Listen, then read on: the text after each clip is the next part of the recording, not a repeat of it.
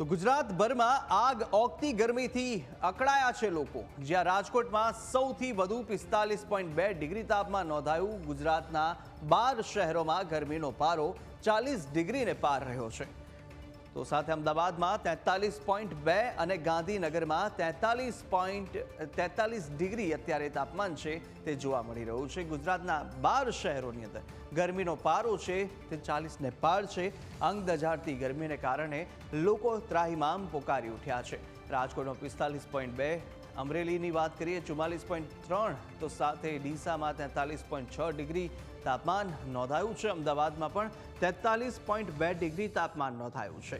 વડોદરામાં પણ 43 ડિગ્રી તાપમાન રહ્યું છે અને સાથે ગાંધીનગરમાં પણ 43 ડિગ્રી તાપમાન નોંધાયું હતું। તો સાથે પોરબંદરમાં 43 ડિગ્રી તાપમાન નોંધાયું છે અને સાથે ભુજમાં પણ 42.9 ડિગ્રી તાપમાન નોંધાયું। ભાવનગરમાં પણ 40 ડિગ્રીથી વધુ 41.2 ડિગ્રી તાપમાન છે। તો સુરતમાં 41 ડિગ્રી તાપમાન જોવા મળ્યું। કંડલામાં પણ 41 ડિગ્રી તાપમાન નોંધાયું છે। તો રાજકોટમાં પણ સૌથી વધુ 45.2 ડિગ્રી તાપમાન કે રાજકોટની અંદર અંગ દઝાડતી ગરમીનો પ્રકોપ છે, જે આગનું તાંડવ છે, તાપનું તાંડવ છે, તે અત્યારે જોવા મળી રહ્યું છે।